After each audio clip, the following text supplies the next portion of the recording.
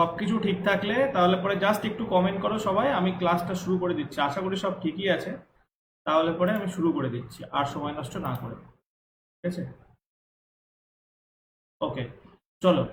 আজকে প্রথম কোশ্চেন, দেখো তোমাদেরকে একটা জিনিস বলি, দেখো আজকের ক্লাসটা হচ্ছে the fundamental unit of life, মানে জীবনের মৌলিক একক, এর উপরে বেস করে এই ক্লাসটা রয়েছে। এবং আমি তোমাদেরকে বলি এটা অনেকটা বায়োলজি ওরিয়েন্টেড চ্যাপ্টার, কিন্তু ঘাবড়ানোর কিছু নেই। বায়োলজির নাম শুনলেই যারা পড়াশোনা করে, ঠিক আছে, রেলের জন্য পড়াশোনা করে, তারা ফিজিক্স কেমিস্ট্রিতে ইন্টারেস্ট পায়, ফিজিক্সে সব থেকে বেশি পায়, কেমিস্ট্রিতে একটু কম পায়, বায়োলজিতে একেবারেই কম পায়। কিন্তু যদি 2024 পরীক্ষা হয়েছিল টেকনিশিয়ান, সেখানে দেখো সেখানে কিন্তু বায়োলজি থেকে প্রচুর কোশ্চেন এসেছিল। তো বায়োলজি কিন্তু খুব ভালোভাবে করতে হবে। যারা আপকামিং গ্রুপ ডি বা এএলপি বা টেকনিশিয়ানের পরীক্ষা দিচ্ছ, তাদের কিন্তু খুব ভালোভাবে বায়োলজিটা রেডি করতে হবে, ঠিক আছে। এবং আজকের ক্লাস করার পরে আশা করি বায়োলজি সম্পর্কে তোমাদের ভীতিগুলো কাটবে, সেটাই আমি চেষ্টা করব। তো সবাইকে বলবো যারা ক্লাস দেখছো একটু একটু শেয়ার করে দিও বন্ধু বান্ধবদের মধ্যে, তাহলে আমরা শুরু করতে পারি। তো দেখো আজকের প্রথম কোশ্চেনে বলা হয়েছে, আচ্ছা, নিচের কোনটির কেলাস তৈরি করা যায়, এর মধ্যে কোনটার কেলাস তৈরি করা যায়, ঠিক আছে। চারটে অপশন আছে, একটা হচ্ছে ব্যাকটেরিয়া, দুটো হচ্ছে অ্যামিবা, 3 নম্বরে বলা হয়েছে ভাইরাস, 4 নম্বরে বলা হয়েছে শুক্রাণু। তো দেখো কেলাস তৈরি করা যায় ভাইরাসে, ভাইরাসের হচ্ছে কেলাস তৈরি করা যায়, ঠিক আছে। এবং এই যে ভাইরাসের কেলাস, এই ব্যাপারটা কি, হাজার হাজার ভাইরাস একত্রিত করে তৈরি হয় কিন্তু ভাইরাসের কেলাস, ঠিক আছে। তাহলে অপশন গ কারেক্ট হবে। এবং এখানে একটা জিনিস বলে রাখি, এই যে ভাইরাস হচ্ছে সেল থিওরি, ঠিক আছে, সেল থিওরি। তোমরা একটু সবাই কমেন্ট করে বলো যে এই সেল থিওরি কে দিয়েছিল। এই সেল থিওরির একটা এক্সেপশনাল, মানে সেল থিওরির বাইরের বিষয়, কেননা ভাইরাস যেটা পোষকের দেহে একমাত্র জীবিত থাকে, কিন্তু পোষকের দেহের বাইরে কিন্তু ভাইরাস মৃত থাকে। অর্থাৎ ভাইরাসকে জীব এবং জড়ের মধ্যবর্তী একটা পর্যায় বলা হয়। যখন পোষকের দেহের মধ্যে থাকে তখন কিন্তু সে জীবন্ত অবস্থায় থাকে, যখন পোষকের দেহের বাইরে থাকে তখন হচ্ছে সে মৃত অবস্থায় থাকে। হ্যাঁ, আমি দেখতে পাচ্ছি অনেকেই ঠিক উত্তর দিচ্ছ যে স্লেইডন এবং সোয়ান, ঠিক আছে। তো কোষ থিওরি দেয় হচ্ছে স্লেইডন এবং সোয়ান। এবং আমি বলি সবার প্রথমে স্লেইডন দেন। স্লেইডন বলেন যে যে উদ্ভিদের দেহ কোষ দিয়ে গঠিত। তার পরের বছরই সোয়ান দেন হচ্ছে যে উদ্ভিদ এবং প্রাণী উভয়ের দেহই হচ্ছে কোষ দিয়ে গঠিত। এবং ফাইনালি ভির্চো হচ্ছে কোষতত্ত্ব প্রচার করেন। তিনি বলেন যে সব কোষই কোষ থেকে তৈরি হয়, সব কোষই আদি মাতৃকোষ থেকে তৈরি হয়। তো স্লেইডন সোয়ান যারা বলেছো, ঠিক আছে, তারা একদম ঠিকই বলেছো। তাহলে এখানে উত্তরটা হবে কি, উত্তরটা হবে কিন্তু ভাইরাস, ঠিক আছে। ওকে, চলো পরের কোশ্চেন দেখে নেবো। বলেছে একটি কোষ ফুলে উঠবে। তো কোষ কেন ফুলে উঠবে, কোষ কেন সংকুচিত হবে, এই পুরো ব্যাপারটা তোমাদেরকে বোঝাবো, ঠিক আছে। এই কোশ্চেনটায় যাওয়ার আগে ব্যাপারটা আশা করি আমার মনে হয় বোঝানোটা তোমাদের দরকার আছে, যে কোষ কেন ফুলে উঠবে এবং কোষ কেন সংকুচিত হবে, ঠিক আছে। তোমরা কোশ্চেনটা করো আগে, সবাই দেখি কিরকম কি রিপ্লাই দিচ্ছ। আমি এই কোশ্চেনটাকে বিস্তৃতভাবে বোঝানোর চেষ্টা করবো যে কোষ কেন ফুলে ওঠে এবং কোষ কেন সংকুচিত হয়। তো চলো দেখে নিই আমরা এর ব্যাখ্যাটা। দেখো একদম এনসিইআরটির বই থেকে দেখাবো, ঠিক আছে, এনসিইআরটির একদম বই থেকে দেখাবো। দেখো, যখন বহিঃপরিবেশের মধ্যে জলের ঘনত্ব কোষীয় মাধ্যম অপেক্ষা বেশি হয়, ভালো করে পয়েন্টগুলোকে নোট করবে। আমি ঠিক যেই যেই জায়গাটাকে আমি আন্ডারলাইন করব, তোমরাও ঠিক সেই সেই জায়গাটাকে আন্ডারলাইন করার চেষ্টা করবে। যখন বহিঃপরিবেশীয় মাধ্যমে জলের ঘনত্ব কোষের মাধ্যমের অপেক্ষা বেশি হয়, তখন কিন্তু হয় কি, এই অবস্থায় কোষ পর্দার মধ্যে দিয়ে জল উভয় দিকে চলাচল করলেও যে পরিমাণ জল কোষ থেকে বেরিয়ে যায় তার তুলনায় বেশি পরিমাণে জল কিন্তু কোষের ভিতরে প্রবেশ করে।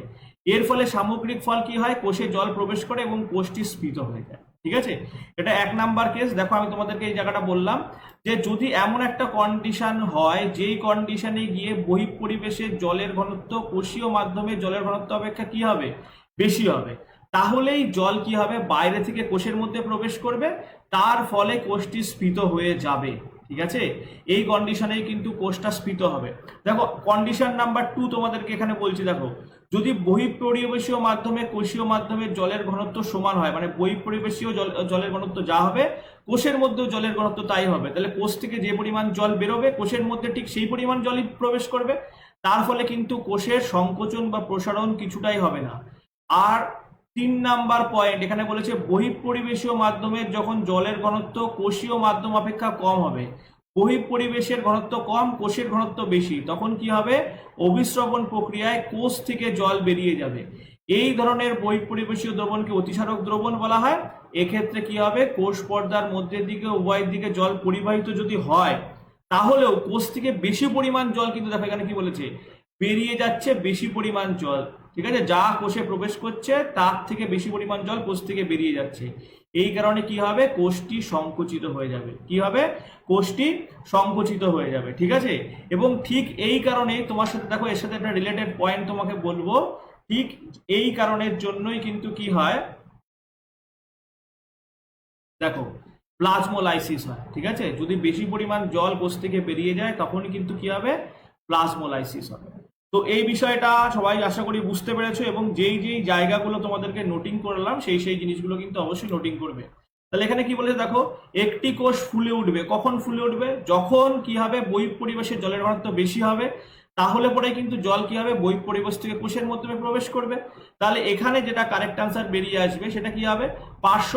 পার্শ্ববর্তী মাধ্যমে জলের অণুর ঘনত্ব কোষে জলের অণুর ঘনত্বের চেয়ে কি হবে? বেশি হবে। বেশি হবে বলেই কোষের মধ্যে কি হবে?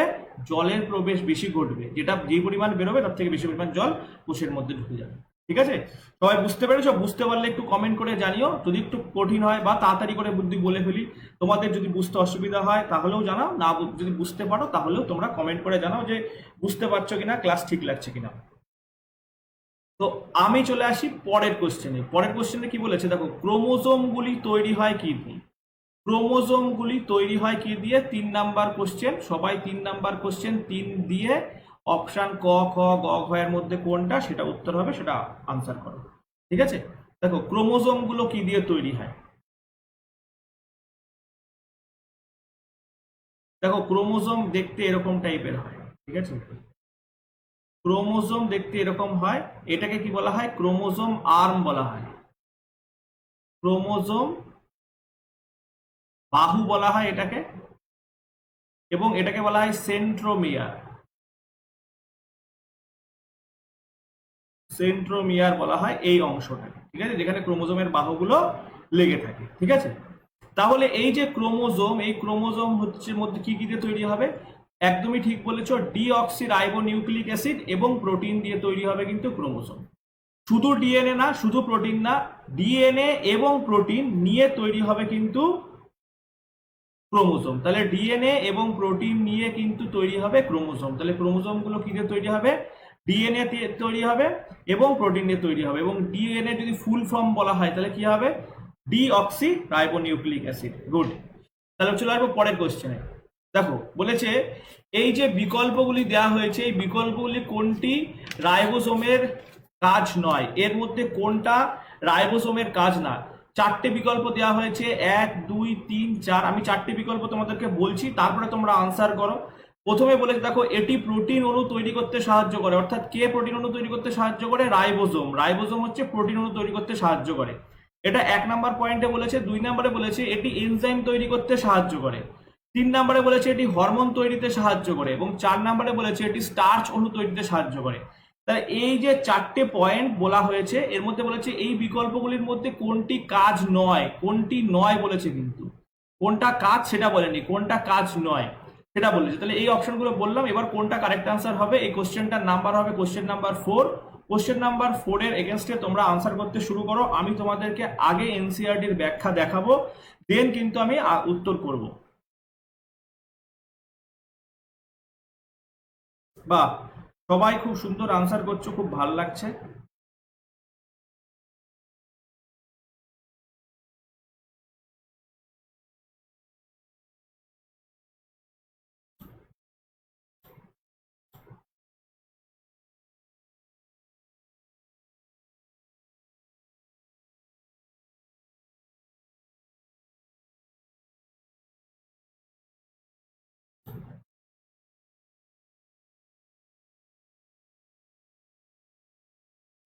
আচ্ছা দেখো, আমি তোমাদেরকে আগে ব্যাখ্যাটা দেখিয়ে দিই। দেখো আহ জন্য যেতে হবে আমাদের 63 নাম্বার। আচ্ছা দেখো, এইখান থেকে তোমাদেরকে আমি এন্ডোপ্লাজমিক, আচ্ছা সবার আগে এন্ডোপ্লাজমীয় জালক কয় রকমের হয় তোমরা একটু কমেন্ট করে জানাও যে এন্ডোপ্লাজমীয় রেটিকুলাম বা এন্ডোপ্লাজমীয় জালক ক রকমের হয়। এন্ডোপ্লাজমীয় রেটিকুলাম বা এন্ডোপ্লাজমীয় জালক ক রকমের হয় একটু কমেন্ট করে জানাও। তো দেখো আমি তোমাদেরকে এখান থেকে বলছি যে এই যে রাইবোজোম সম্পর্কে সবার আগে বলি যে রাইবোজোমের কিন্তু কোনো পর্দা থাকে না। যদি বলে একটা পর্দাবিহীন কোষ অঙ্গাণুর নাম বলো তাহলে তার উত্তর কিন্তু হবে রাইবোজোম। রাইবোজোম কিন্তু পর্দাবিহীন একটা কোষীয় অঙ্গাণু, আর লাইসোজোম হচ্ছে একটা পর্দাবৃত কোষ অঙ্গাণু। যদি বলা হয় পর্দাবিহীন কোষ অঙ্গাণু কি হবে তাহলে পরে কিন্তু তোমরা বলবে অবশ্যই রাইবোজোম, এবং পর্দাযুক্ত কোষীয় অঙ্গাণু কি হবে সেটা কিন্তু হবে একক পর্দাযুক্ত কোষ অঙ্গাণু কি হবে সেটা কিন্তু লাইসোজোম হবে, ঠিক আছে। এবং এটা আমি কি বললাম প্রোক্যারিওটিকে তোমার হচ্ছে যে তোমার রাইবোজোম সেটা হচ্ছে পর্দাবিহীন, আমি তোমাদেরকে বললাম। এবার দেখো তোমরা অবশ্যই ঠিক আনসার করেছো যে আরইআর এসিআর, একদম ঠিক বলেছো যে সাউথ ইস্টার্ন রেলওয়ে, ঠিক আছে। এসিআর মানে স্মুথ এন্ডোপ্লাজমীয় রেটিকুলাম। দুই ধরনের এন্ডোপ্লাজমীয় জালক হয়, একটা হচ্ছে অমসৃণ। এই অমসৃণটা কেন অমসৃণ হয়, কেন এর উপরে রাইবোজোম থাকে। যখন একে আমি মাইক্রোস্কোপে দেখবো, মাইক্রোস্কোপে ফেলে দেখবো যে এটা রাফ হওয়ার কারণ কি, এর উপরে কি থাকবে, রাইবোজোম থাকবে। তো এই রাইবোজোম থাকার জন্য একে দেখতে আমার কি লাগবে, অমসৃণ লাগবে। আর যেটা মসৃণ এন্ডোপ্লাজমীয় জালক এর উপরে কিন্তু কিছু থাকবে না, ঠিক আছে। এবার এই যে অমসৃণ এন্ডোপ্লাজমীয় জালকের গায়ে কি থাকে, রাইবোজোম থাকে। এই যে রাইবোজোম থাকে তাই জন্য কিন্তু এদেরকে কি দেখায়, অমসৃণ দেখায়। দেখো একদম এনসিইআরটি লাইন তুলে তুলে কিন্তু এই যে প্রিভিয়াস ইয়ার যে কোশ্চেনগুলো দেখবে তোমরা, একদম এনসিইআরটি লাইন তুলে তুলে থাকে। এবং আমিও চেষ্টা করবো তোমাদেরকে এনসিইআরটি লাইন তুলে তুলে একদম গুলিয়ে খাইয়ে দেওয়ার, যাতে করে তোমাদের পরীক্ষার হলে তোমরা কনফিউশনের মধ্যে না পড়ো, তোমরা ভুলে যাওয়ার চেষ্টা করো যেন তোমরা না ভুলতে পারো। তাহলে এবার দেখো কোষে বর্তমান থাকে কি, প্রোটিন সংশ্লেষের স্থান হিসাবে কাজ করে কে, প্রোটিন সংশ্লেষ করে কিন্তু অমসৃণ এন্ডোপ্লাজমীয় জালক। অমসৃণ এন্ডোপ্লাজমীয় জালক কিন্তু প্রোটিন সংশ্লেষে সাহায্য করে। এবং এই যে সংশ্লেষিত প্রোটিন এন্ডোপ্লাজমীয় জালিকের সাহায্যে কি কোথায় প্রবেশ করে, কোষের বিভিন্ন অংশে পৌঁছায়। কোষের বিভিন্ন অংশ মানে নিউক্লিয়াস থেকে সাইটোপ্লাজম বা সাইটোপ্লাজমের বিভিন্ন অংশে ছড়িয়ে পড়ে। এবার মসৃণ এন্ডোপ্লাজমীয় জালক কি করে, দেখো মসৃণ এন্ডোপ্লাজমীয় জালক হচ্ছে ফ্যাট বা লিপিড সংশ্লেষ করে। তাহলে আমি বললাম অমসৃণ এন্ডোপ্লাজমীয় জালক বা রাফ এন্ডোপ্লাজমীয় জালক কি করছে, প্রোটিন সংশ্লেষ করছে। আর স্মুথ এন্ডোপ্লাজমীয় জালক কি তৈরি করছে, লিপিড সংশ্লেষ করছে। এবার প্রোটিন বা লিপিড তো সংশ্লেষ করলো, প্রোটিন লিপিড সংশ্লেষ করিয়ে কি করলো, এই প্রোটিন লিপিড দিয়ে তৈরি করলো কি, কোষ পর্দা গঠনে সাহায্য করলো। এবং এই কোষ পর্দা যে গঠন করছে এই প্রক্রিয়াকে কি বলা হচ্ছে, জৈব সংশ্লেষণ বলা হয়। কি বলা হয়, জৈব সংশ্লেষ বলা হয়। এবং এখানে দেখো অন্য কিছু প্রোটিন এবং লিপিড উৎসেচক হরমোন হিসাবেও কাজ করে। অন্য কিছু প্রোটিন কি করে, প্রোটিন এবং লিপিড উৎসেচক এবং হরমোন হিসাবেও কাজ করছে। এইবার চলে আসবো আমরা অপশানে, বলেছে নিচের বিকল্পগুলির মধ্যে রাইবোজোমের কোনটা কাজ নয়। তো দেখো আমাকে এখানে দেখতে হবে, রাইবোজোম হচ্ছে প্রোটিন অণু তৈরি করতে সাহায্য করে, রাইবোজোম এনজাইম তৈরি করতেও সাহায্য করে, ঠিক আছে। এইবার রাইবোজোম আমি দেখলাম কিছু কিছু রাইবোজোম হরমোন তৈরি করতেও সাহায্য করছে, কিন্তু স্টার্চের ব্যাপারে আমি এখানে কিছু দেখলাম না। তাহলে এই নিচের বিকল্পগুলির মধ্যে রাইবোজোমের ক্ষেত্রে কোন স্টেটমেন্টটা মানে সঠিক হবে, তাহলে পরে সঠিক হবে হচ্ছে 1 আর 2। তাহলে ভুল হবে কোনটা, ভুল হবে কিন্তু 3 এবং 4। তাহলে 3 এবং 4 কোথায় অপশনে আছে, অপশন সি তে কিন্তু আছে 3 এবং 4। তাহলে 3 এবং 4 কিন্তু অপশন সি কারেক্ট আনসার হয়ে যাবে। যেহেতু এখানে কাজ নয় বলেছে সেই জন্য কিন্তু কারেক্ট আনসার হবে 3 এবং 4। সবাই আশা করি বুঝতে পেরেছো। এরপরে চলে আসবো পরের কোশ্চেন। পরের কোশ্চেনে বলেছে এর মধ্যে কোন এন্ডোপ্লাজমীয় রেটিকুলামের সাথে সম্পর্কিত নয়, এর মধ্যে কোনটি এন্ডোপ্লাজমীয় রেটিকুলামের সাথে সম্পর্কিত না। তো দেখো এন্ডোপ্লাজমীয় রেটিকুলাম তোমাদের এত বড় করে বোঝালাম তার কারণ হচ্ছে এটা, যাতে করে তোমরা এই কোশ্চেনটার উত্তর খুব সহজেই করতে পারো যে এন্ডোপ্লাজমীয় রেটিকুলামের সম্পর্কে, মানে এন্ডোপ্লাজমীয় রেটিকুলামের কোনটা কাজ না। তো দেখো তোমাদেরকে ডাইরেক্ট উত্তর বলছি, এটি কি করে, নিউক্লিয়াস থেকে সাইটোপ্লাজমের মধ্যে প্রোটিন পরিবহন করে। অবশ্যই নিউক্লিয়াস থেকে প্রোটিন তৈরি হলো, সেই প্রোটিনটা কোথায় নিয়ে গেল, সাইটোপ্লাজমে। দেখো তোমাদেরকে দেখাই, এই যে তোমার ধরে নাও নিউক্লিয়াস, ঠিক আছে, এই যে নিউক্লিয়াস, আর এই নিউক্লিয়াসের বাইরে চারিদিকে কি আছে, সাইটোপ্লাজম। তাহলে এই নিউক্লিয়াসে প্রোটিন তৈরি হলো, এই চলে আসলো সাইটোপ্লাজমের বিভিন্ন জায়গায় কি হলো, এই প্রোটিনটা নিয়ে গেল। তাহলে এটা একদম স্ট্রিক স্টেটমেন্ট। অপশন খতে বলেছে এটি সাইটোপ্লাজমের বিভিন্ন অংশে পদার্থ পরিবহন করে, তো তাই তো করছে, পদার্থ তো পরিবহন করছে, ঠিক আছে। তাহলে এটাও ঠিক কথা। অপশন গতে বলেছে এটি শক্তি উৎপাদনের স্থান, দেখো শক্তি উৎপাদনের স্থান হিসেবে কাজ করে মাইটোকন্ড্রিয়া। তাহলে এটা শক্তি উৎপাদনের স্থান হিসেবে কাজ করে, এটা কখনোই সঠিক হবে না। ঠিক আছে। এবার অপশন ঘতে বলেছে কি, এটি কোষের কিছু জৈব রাসায়নিক ক্রিয়াকলাপের স্থান। ঠিক আছে, এটি কোষের জৈব রাসায়নিক ক্রিয়াকলাপের স্থান, এটাও সঠিক। তাহলে তোমাকে বলেছে সম্পর্কিত নয় কোনটা, তাহলে সম্পর্কিত নয় হচ্ছে অপশন গ। তাহলে অপশন গ কিন্তু এখানে আমাদের কারেক্ট আনসার হয়ে যাবে। ঠিক আছে, অপশন গ আমাদের কিন্তু কারেক্ট আনসার বেরিয়ে আসবে।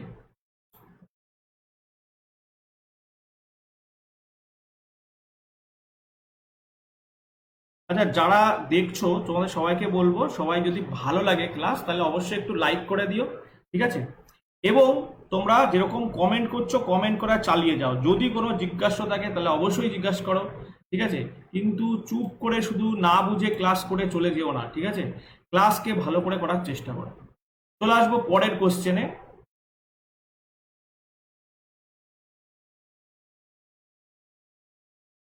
আচ্ছা, চলে আসবো দেখো পরের কোশ্চেনে। পরের কোশ্চেনের উত্তর তোমরা করবে, তারপরে আমি পরে বোঝাবো। পরের কোশ্চেন কি বলেছে, নিচে অভিশ্রবণের কয়েকটি সংজ্ঞা দেওয়া হয়েছে, মন দিয়ে সংজ্ঞাগুলো পড়ো। ঠিক আছে, এই সংজ্ঞাগুলো পড়ে সঠিক কোনটা হবে সেটা তোমরা উত্তর করো। তোমাদের জন্য আমি 30 সেকেন্ড টাইম দিচ্ছি, 30 সেকেন্ড তোমরা এই কোশ্চেনটা পড়ো, পড়ে আনসার কোনটা মনে হচ্ছে কমেন্ট করে জানাও। তারপর আমি কিন্তু অ্যাকচুয়ালি তোমাদেরকে অসমোসিস কি বা অভিশ্রবণ কি ব্যাপারটা বোঝাবো।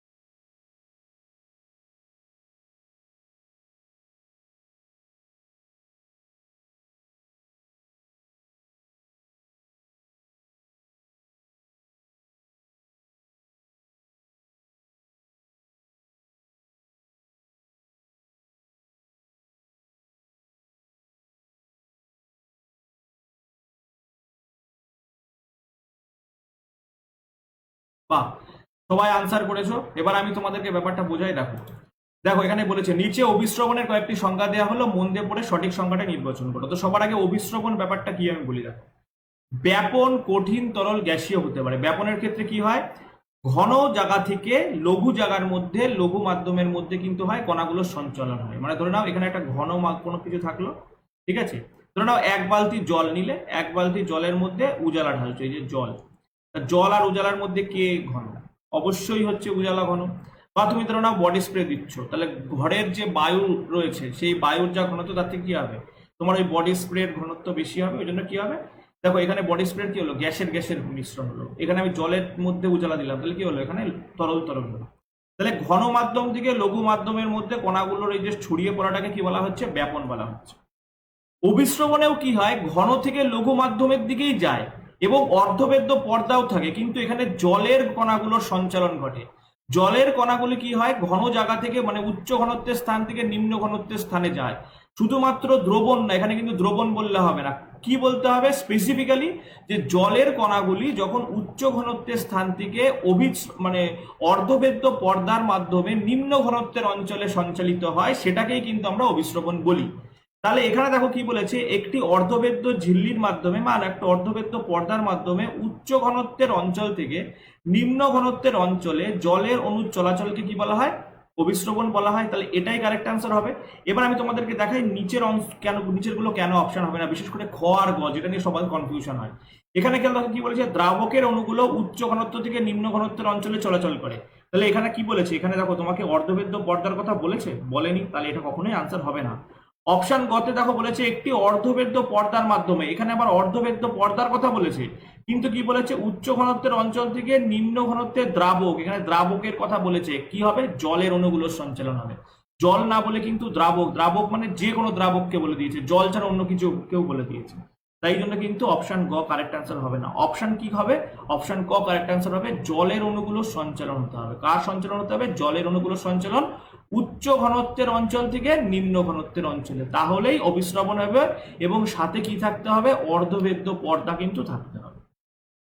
ঠিক আছে, সবাই বুঝতে পেরেছো? আশা করি সবাই বুঝতে পেরেছো।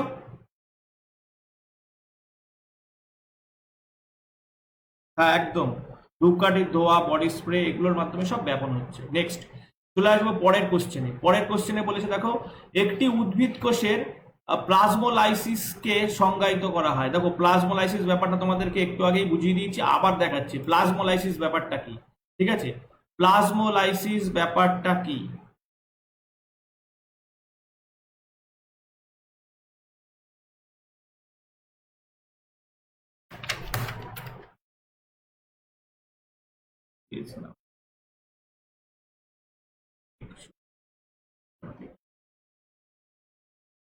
দেখো এখানে দেখাচ্ছি প্লাজমোলাইসিস ব্যাপারটা। এই যে প্লাজমোলাইসিস, দেখো প্লাজমোলাইসিস কি হয়, যখন উদ্ভিদ কোষের জলের অভিস্রবণ প্রক্রিয়ায় বেরিয়ে যায়, মানে উদ্ভিদ কোষ থেকে অভিস্রবণ প্রক্রিয়ায় জল বেরিয়ে গেছে, তা জল কখন বেরিয়ে যাবে? যখন কোষের ভিতরটা বেশি, জলের ঘনত্ব বেশি হবে, বাইরে জলের ঘনত্ব কম হবে। সরি, ভুল বললাম, হ্যাঁ ঠিকই বললাম। যখন কি হবে, কোষের ভিতরে জলের ঘনত্ব বেশি হবে, বাইরে জলের ঘনত্ব কম হবে। তাহলে উদ্ভিদ কোষ থেকে জল অভিস্রবণ প্রক্রিয়ায় বেরিয়ে যায়, তখন কোষের প্রোটোপ্লাজমটির কুঞ্চন ঘটে, কোষ পর্দা বা কোষ প্রাচীর থেকে বিচ্ছিন্ন হয়ে ভেতরের দিকে সরে যায়। এই ঘটনাকে বলা হয় কি, প্লাজমোলাইসিস। এই প্লাজমোলাইসিস তাহলে কি, কোষ থেকে জল বেরিয়ে গেছে, জল বেরিয়ে যাওয়ার জন্য কি হয়েছে, সংকুচিত হয়েছে। ঠিক আছে, এই ঘটনাটাকে কি বলা হচ্ছে, প্লাজমোলাইসিস বলা হয়েছে। তাহলে এখানে আমরা আনসার করব, বলেছে উদ্ভিদ কোষে প্লাজমোলাইসিসকে সংজ্ঞায়িত করা হয় কি হিসাবে। তাহলে তোমরা আনসার করো, এবার সহজেই আনসার করো।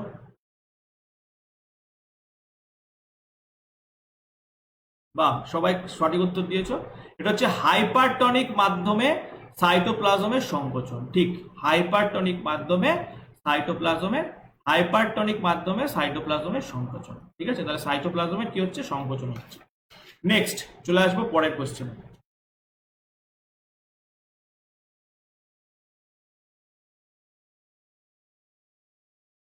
ওকে, চলো পরের কোশ্চেনে চলে আসবো। পরের কোশ্চেনে দেখো কি বলেছে, বলেছে পরের কোশ্চেন বলেছে দেখো, নিম্নলিখিতগুলির মধ্যে কোনটি একটি মাত্র পর্দা দিয়ে আচ্ছাদিত? একটা মাত্র পর্দা আছে। দেখো আমার ক্লাস যারা প্রথম থেকে করছো তারা কিন্তু সবাই এই কোশ্চেনটা জানতে পেরেছো। ঠিক আছে, নিম্নলিখিতগুলির মধ্যে কোনটিতে একটি মাত্র পর্দা থাকে? ঠিক আছে, তাহলে একটা মাত্র পর্দা কোনটা থাকে? আমি বলেছিলাম লাইসোজোমে একটা মাত্র পর্দা থাকে। আর পর্দা থাকে না কার মধ্যে? রাইবোজোমে থাকে না। তাহলে লাইসোজোমে কিন্তু একটা মাত্র পর্দা থাকে। তাহলে যদি বলা হয় একটা মাত্র পর্দা থাকে কিসে, একটা মাত্র পর্দা থাকে কিন্তু কোথায়? লাইসোজোমে। আর পর্দা থাকে না হচ্ছে, পর্দা থাকে না কোথায়? পর্দা থাকে না কিন্তু হচ্ছে রাইবোজোমে। ক্লিয়ার? এরপরে চলে আসবো পরের কোশ্চেনে, মিথ্যে বাক্যগুলো খুঁজে বের করো। এর মধ্যে অনেক মিথ্যে বাক্য বলা রয়েছে, সেই মিথ্যে বাক্যগুলোকে খুঁজে বের করতে হবে। ঠিক আছে, মিথ্যে বাক্যগুলো খুঁজে বের করতে বলা হয়েছে। অনেক নেই, অনেক থাকলে তো এখানে যেহেতু স্টেটমেন্ট বেস কোশ্চেন না, তাহলে একটা স্টেটমেন্টই ভুল আছে, সেই স্টেটমেন্টটাকে খুঁজে বের করতে হবে যে এর মধ্যে কোনটা মিথ্যে বাক্য।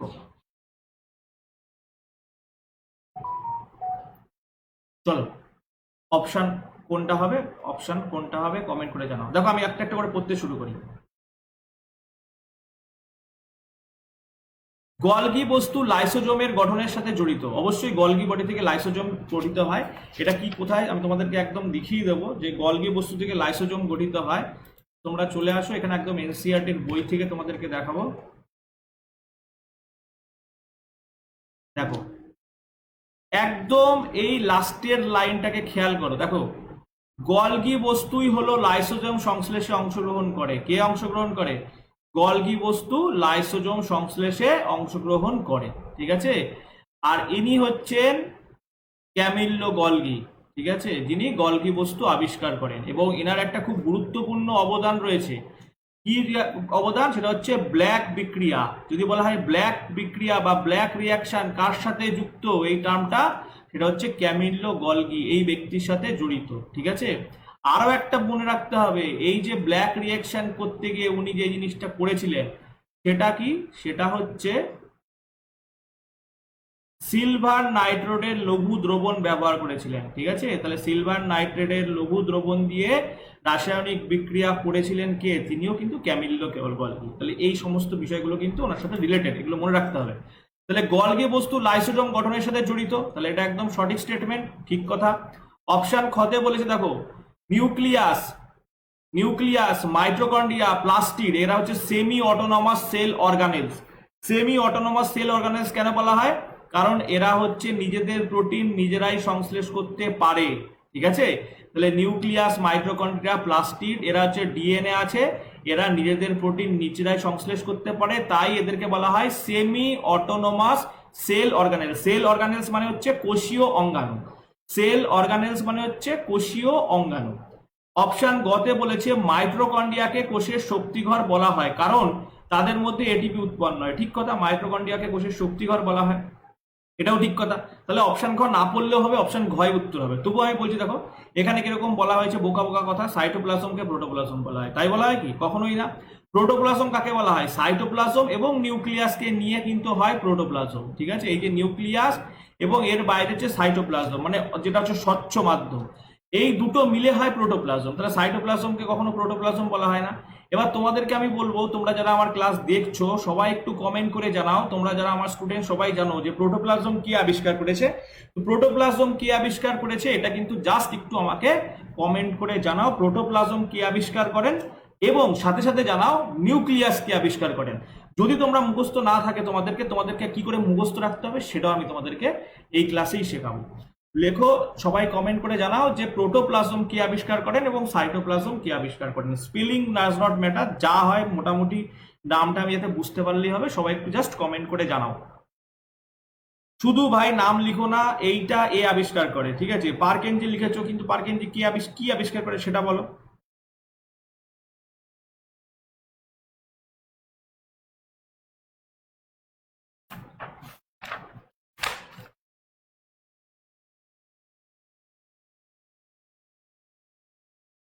বাহ, সবাই সুন্দর উত্তর দিচ্ছে।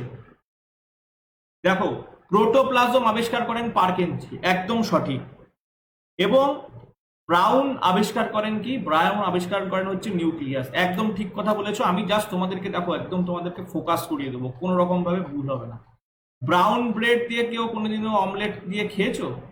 ঠিক আছে, ডিম টোস্ট খেয়েছো? ডিম টেস্টের মনে ধরো একটা ডিম টোস্ট রয়েছে এরকম, দেখো আগে তোমাদেরকে দেখিয়ে নিই বিষয়টা। দেখো, একটা ডিম টোস্ট মানে ধরো একটা টোস্ট রয়েছে, টোস্ট মানে কি পাউরুটি, এর উপরে একটা ডিমের পোচ রয়েছে, আহ কি সুন্দর লাগে খেতে। তাহলে এই যে ব্রাউন ব্রেড, এর উপরে কি দিলাম? নিউক্লিয়াস দিলাম। এই যে ডিমের পোচের এই যে কুসুমটা, এটাই তো নিউক্লিয়াস, তাই তো? তাহলে ব্রাউন, ব্রাউন এই নামের সাথে কি জড়িত থাকবে? নিউক্লিয়াস জড়িত থাকবে। দেখো এখানে তোমাদেরকে দেখাচ্ছি, ঠিক আছে? দেখো, রবার্ট ব্রাউন কোষের ভিতরে উপস্থিত নিউক্লিয়াস আবিষ্কার করেন। তাহলে ব্রাউন ব্রেড দিয়ে আমরা কি খাচ্ছি? এই যে ডিমের পোচ খাচ্ছি, ডিমের পোচের এইটা কি? নিউক্লিয়াস। তাহলে রবার্ট ব্রাউন কি আবিষ্কার করেন? রবার্ট ব্রাউন হচ্ছে নিউক্লিয়াস আবিষ্কার করেন। গুড, হয়ে গেল। আর পার্কেনজি কি আবিষ্কার করেন? পার্কেনজি হচ্ছে প্রোটোপ্লাজম আবিষ্কার করেন, ঠিক আছে? পার্কেনজি প্রোটোপ্লাজম আবিষ্কার করেন। একটু প্রোটোপ্লাজমের প আছে, পার্কেনজিতেও প আছে, ঠিক আছে? তাহলে এইভাবেও কিন্তু তোমরা মনে রাখতে পারো, ঠিক আছে? চলো নেক্সট তাহলে দেখে নেবো। সঠিক বাক্যটি খুঁজে বের করতে বলা হয়েছে। এখানে অনেক বাক্য দেওয়া হয়েছে, ঠিক আছে? সঠিক বাক্য মানে এই ভিড়ে এই মিথ্যে বাক্যের মধ্যে সঠিক বাক্য তোমাদেরকে বের করতে হবে খুঁজে, এবং তোমরা কমেন্ট করো, আমি তোমাদেরকে 30 সেকেন্ড টাইম দেবো।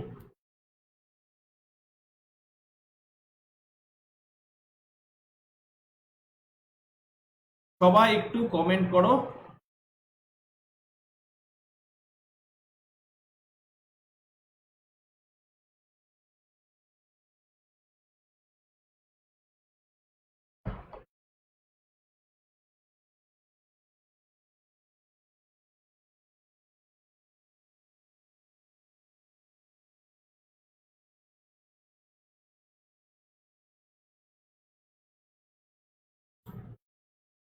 আচ্ছা, অপশন বি বলছে অনেকে।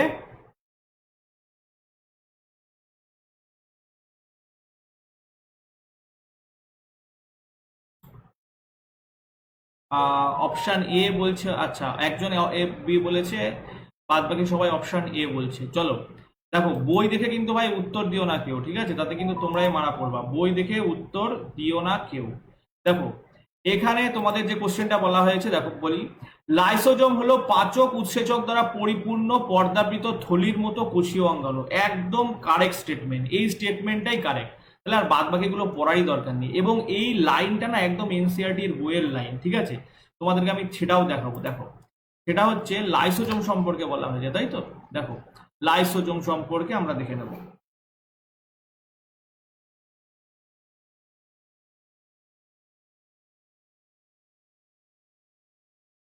দেখো, এই যে লাইসোজোম, দেখো বলা হয়েছে গঠনগতভাবে লাইসোজোম হলো পাচক উৎসেচক দ্বারা পূর্ণ পদ্রাবৃত থলির মতো কোষীয় অঙ্গাণু, ঠিক আছে? এবং কোথা থেকে উৎপন্ন হচ্ছে এই লাইসোজোম? গলগি বস্তু থেকে। এবং লাইসোজোমের যে মেমব্রেন বা পর্দা থাকছে সেটা কস্তরীয়, একস্তরীয়, ঠিক আছে? তাহলে এই জিনিসগুলো আশা করি মনে থাকবে। তাহলে লাইসোজোম হলো পাচক উৎসেচক দ্বারা পূর্ণ পর্দাবৃত থলির মতো কোষীয় অঙ্গাণু। তাহলে কারেক্ট আনসার এটাই হবে, অপশন ক কারেক্ট আনসার হবে, ঠিক আছে? চলো পরের কোশ্চেন দেখো। এই ক্লাসটা কিন্তু সোম বুধ শুক্র ঠিক এই টাইমেই ক্লাসটা হবে, রাত্রির 8টা থেকে। এবং তোমাদেরকে আমি কিন্তু এনসিইআরটির এক্সাম্পলারে যেইভাবে সিকোয়েন্সে রয়েছে, এখন ক্লাস 9 পড়াচ্ছি, ঠিক সেই সিকোয়েন্সেই করাবো। কোনোদিন ফিজিক্স হবে, কোনোদিন কেমিস্ট্রি হবে, কোনোদিন ম্যাথ হবে, এই ম্যাথ নয় সরি, কোনোদিন ফিজিক্স হবে, কোনোদিন কেমিস্ট্রি হবে, কোনোদিন বায়োলজি হবে। যেই সিকোয়েন্সে রয়েছে সেই সিকোয়েন্সে আমি করানোর চেষ্টা করব। শুধু ফিজিক্স পড়লাম, বায়োলজি পড়লাম না, তাহলে কিন্তু ভাই সিলেকশন হবে না। ফ্যাসিনেশন রাখলে হবে না। সায়েন্স পড়লে সায়েন্সের সব কিছু পড়তে হবে, ফিজিক্সও পড়তে হবে, কেমিস্ট্রি পড়তে হবে, বায়োলজি পড়তে হবে। শুধু ফিজিক্স পড়ে কেউ কোনোদিনও সুবিধা করতে পারে না। ফিজিক্স থেকে কোশ্চেন বরাবরই বেশি থাকবে, কিন্তু বায়োলজি না পড়ে কিন্তু তুমি হবে না ভাই, বাদ পড়ে যাওয়া, ঠিক আছে? কিছু কোশ্চেনেই তোমার ডিফারেন্স তৈরি হয়। নেক্সট, কোষের নির্বিষকরণে, দেখো কোষের নির্বিষকরণে ওষুধকে বিষমুক্ত করার ক্ষেত্রে কোন কোষীয় অঙ্গাণু গুরুত্বপূর্ণ ভূমিকা পালন করে? তাহলে এখানে একটা জিনিস বলি যে কোষের নির্বিষকরণের জন্য যেটা কাজ করে সেটা হচ্ছে মসৃণ এন্ডোপ্লাজমীয় রেটিকিউলাম। এবার মসৃণ এন্ডোপ্লাজমীয় রেটিকিউলাম কি সংশ্লেষ করে, প্রোটিন না ফ্যাট? কি হবে সেটা তোমরা কমেন্ট করে জানাও, প্রোটিন না লিপিড, কি হবে? ঠিক আছে, আমি তো বলে দিলাম যে কোষের নির্বিষকরণের জন্য কে লাগে, মসৃণ এন্ডোপ্লাজমীয় রেটিকুলাম। এবার বললাম যে তোমাদেরকে কোশ্চেন আমি বলেছি যে এই যে মসৃণ এন্ডোপ্লাজমীয় রেটিকুলাম প্রোটিন সংশ্লেষ করে না লিপিড সংশ্লেষ করে? কি সংশ্লেষ করে সেটা কিন্তু তোমরা কমেন্ট করে জানাও। আমি চলে যাচ্ছি পরের কোশ্চেন।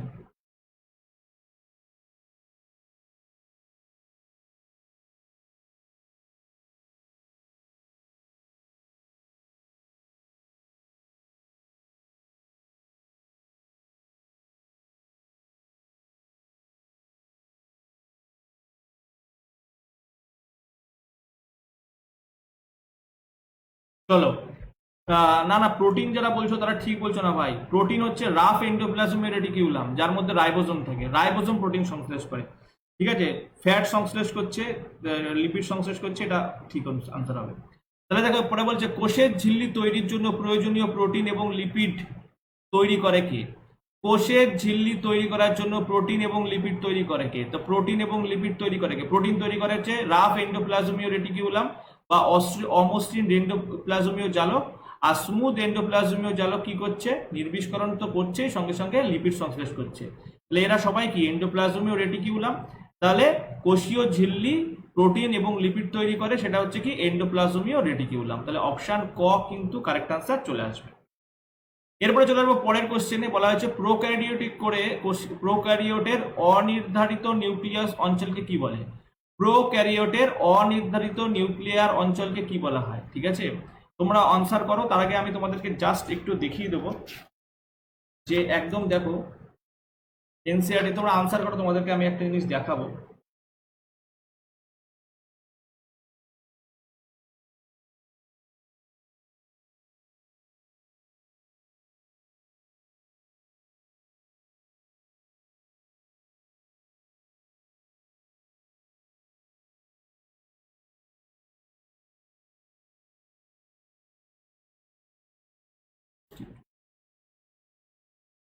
দেখো ঠিক এই জায়গাটাকে খেয়াল করো, শুধুমাত্র নিউক্লিক অ্যাসিড সমন্বিত এ ধরনের অস্পষ্ট নিউক্লিয় অঞ্চলকে নিউক্লিওয়েড বলে, ঠিক আছে? তাহলে পরে নিউক্লিয় আবরণের অনুপস্থিতির জন্য দুর্বলভাবে সংগঠিত হয় এবং শুধুমাত্র নিউক্লিক অ্যাসিড সমন্বিত এ ধরনের অস্পষ্ট নিউক্লিয় অঞ্চলকে নিউক্লিওয়েড বলে, ঠিক আছে? তাহলে তোমাদেরকে এখানে কারেক্ট আনসার কি হবে বুঝতে পেরেছো? তাহলে এখানে কি বলা হবে যে প্রোক্যারিওটিকের অনির্ধারিত নিউক্লিয়ার অঞ্চলকে কি বলা হয়? নিউক্লিয়য়েড বলা হয়। ঠিক আছে, তাহলে অপশন ঘ কারেক্ট আনসার হবে। এবং যারা সি করছো তারা কিন্তু ঠিক হচ্ছে না, তারা অপশন কিন্তু ডি কারেক্ট আনসার হয়ে যাবে। তো চলো পরের কোশ্চেনে চলে যাই। সরল শর্করা থেকে জটিল শর্করা তৈরি করতে কোষের কোন অঙ্গাণু সাহায্য করে? সরল শর্করাকে জটিল শর্করাতে, দেখো উৎসেচক কি করে? উৎসেচক হচ্ছে জটিল যৌগকে সরল যৌগে পরিণত করে। উৎসেচকের কাজ কি? জটিল যৌগকে সরল যৌগে পরিণত করে। আর এখানে কি বলেছে? সরল শর্করাকে জটিল শর্করায় পরিণত করছে। সরল শর্করাকে জটিল শর্করাতে পরিণত করছে। তাহলে কে সরল শর্করাকে জটিল শর্করাতে পরিণত করে?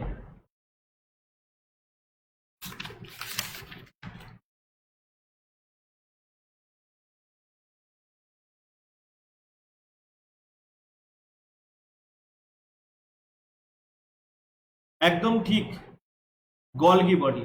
ঠিক আছে, গলগি বডি কি করবে? গলগি বডি হচ্ছে সরল শর্করাকে জটিল শর্করাতে পরিণত করবে। সরল শর্করাকে জটিল শর্করাতে পরিণত করবে কে? Golgi body.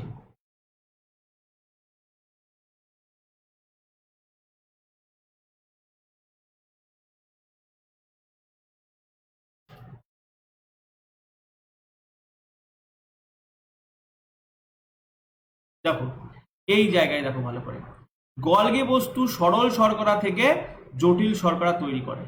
গলগি বডি কি করে? সরল শর্করা থেকে জটিল শর্করা তৈরি করে। ঠিক আছে, চলো পরের কোশ্চেনে চলে আসবো। পরের কোশ্চেনে দেখো কি বলেছে? নিম্নলিখিতগুলির মধ্যে কোনটি ভ্যাকিউলের কাজ না? এর মধ্যে কোনটি ভ্যাকিউলের কাজ না? ঠিক আছে, এর মধ্যে কোনটি ভ্যাকিউলের কাজ না? কারেক্ট আনসার কমেন্ট করে জানাও।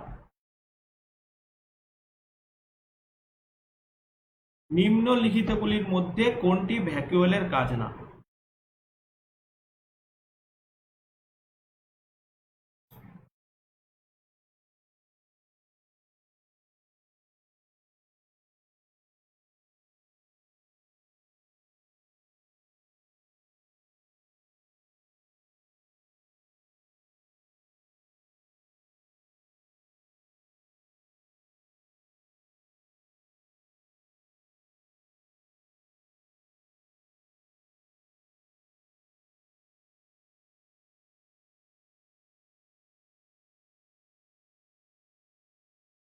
চলো দেখো, একদমই সহজ কোশ্চেন। দেখো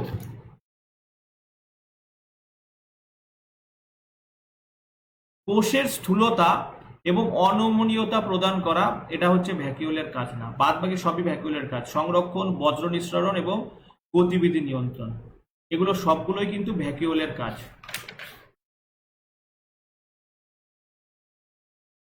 ঠিক আছে, চলে আসো পরের কোশ্চেনে। অ্যামিবা একটি একটি প্রক্রিয়ার মাধ্যমে তার খাদ্য অর্জন করে, যাকে কি বলা হয়? অ্যামিবা একটা পদ্ধতির মাধ্যমে খাদ্য অর্জন করে, এই প্রক্রিয়াটিকে কি বলা হয়? ঠিক আছে, কারেক্ট আনসার কমেন্ট করে জানাও।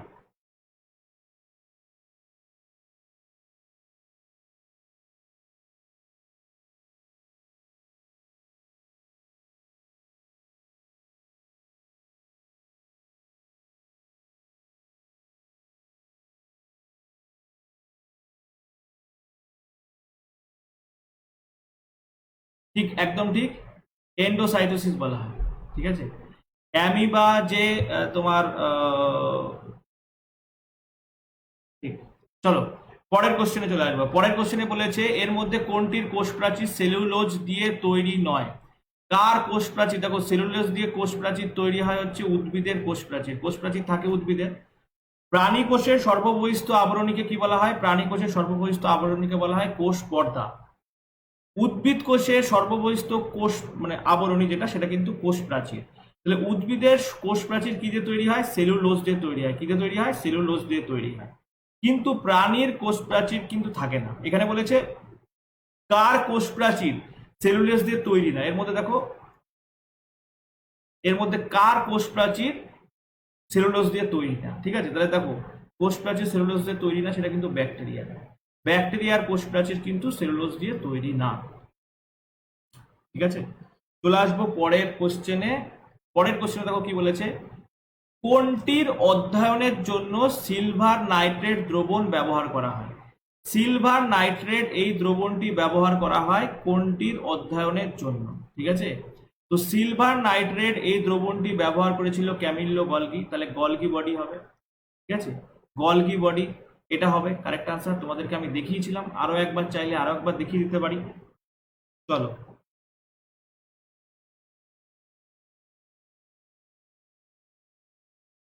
তাহলে কোনটির অধ্যয়নের জন্য সিলভার নাইট্রেট ব্যবহার করা হয় সেটা কিন্তু হবে গলগি বডি। ঠিক আছে,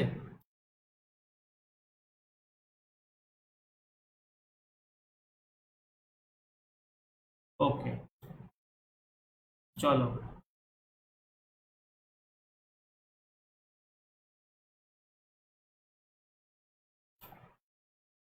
আচ্ছা, তাহলে এই পর্যন্ত কারোর কোনো সমস্যা বা কোনো কিছু বুঝতে অসুবিধা থাকলে সবাইকে আমি বলবো একটু জানাও। আজকে আমরা এই পর্যন্তই করব, পরের দিনকে বাদ বাকিটা আমরা কমপ্লিট করে দেবো।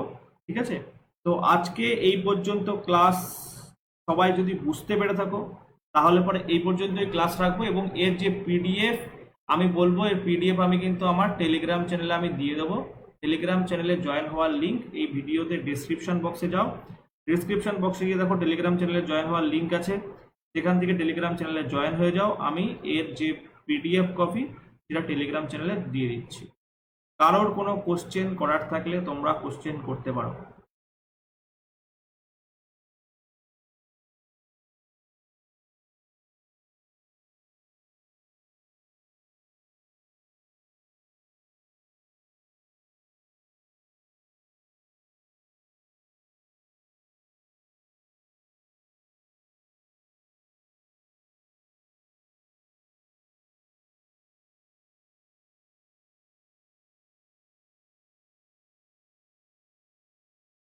ডেমো ক্লাস কালকে রয়েছে, আগামীকালকে 2টো থেকে 6টা পর্যন্ত ডেমো ক্লাস রয়েছে। যারা আসতে চাইছো চলে আসতে পারো, কোনো অসুবিধা নেই।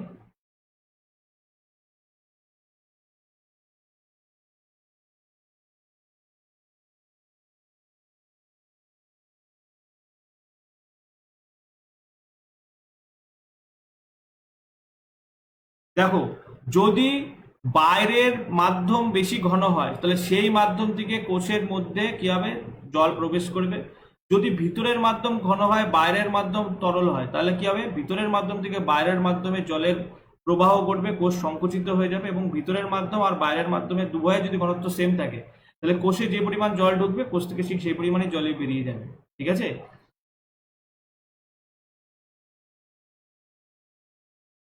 সমস্মারক এই যে কোষে যে বাইরের আর ভিতরে যদি সেম থাকে তাহলে সেটাকে কি বলা হবে?